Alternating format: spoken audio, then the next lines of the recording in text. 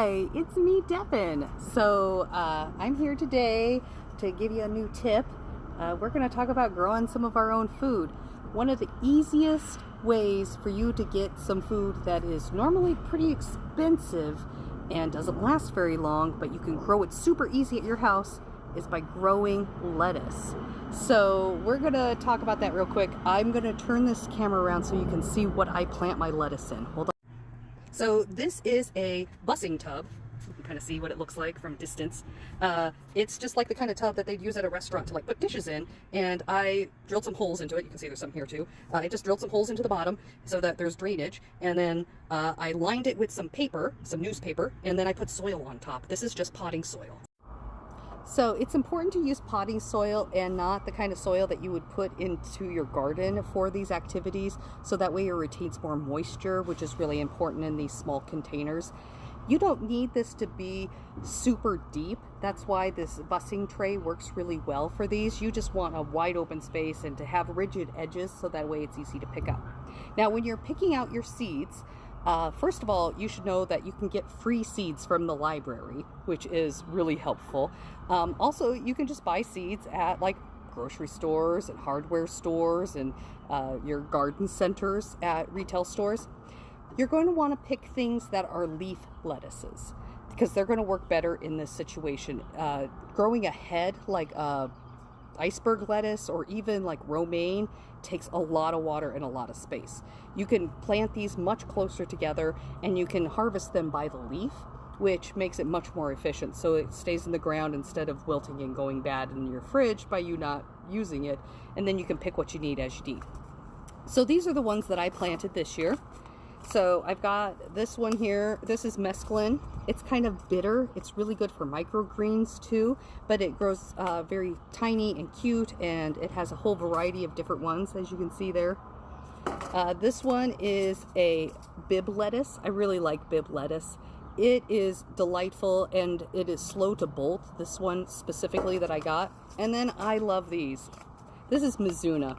It is a Japanese green, and it's really nutritious, and you can add it to salads, put it on a sandwich, add it to a soup. And like when you add it to a soup, you do it right at the end, right before you're ready to serve it. You just stir some in, and it adds a ton of iron and other nutrients like other minerals and vitamins to your meals. So this is a really good thing to grow too.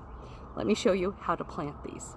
Okay, so I'm going to start by making a little hole with my trowel. So I've already planted some of the other lettuce seeds in here, and I like to plant my stuff like a couple weeks apart. So I planted some of the other seeds last week and then another set a week before, and then so that way that they will germinate at different times, and I'll have a variety of different stuff coming up. Most of the time you're going to want to plant your seeds about a quarter of an inch down. I have a hard time sometimes with that. I just make a little like row hole with my trowel and then just dump my little seeds in there. Put in more seeds than you think, all right? And then you can thin them by pulling out some of them later when they're too close together, right?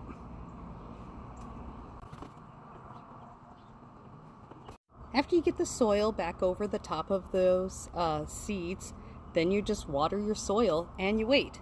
So germination period for these tend to usually be about 4 to 7 days for the Mizuna. For some of the other lettuces, it's a little bit longer.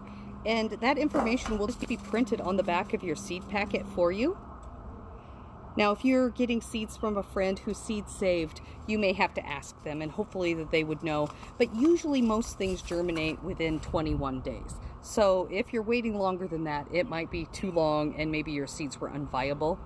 And that's another good point. You can save seeds from year to year. You just have to store them in a cool, dry place. And remember that the germination rate, that's the like amount that they'll sprout into little plants, will vary based on how old they are. So like if I've had seeds for a season or two, I plant twice as many, 3 times as many, just to make sure that I have proper germination rate. Now, some things germinate pretty well and are very hardy to that.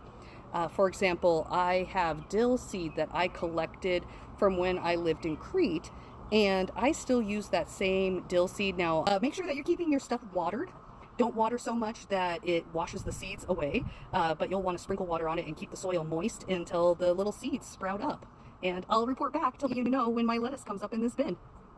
Now, growing season for lettuces tends to be between like May. You can start a little bit earlier. Like if they're fairly hardy, you can start like maybe beginning of April, maybe even March, depending on where you live.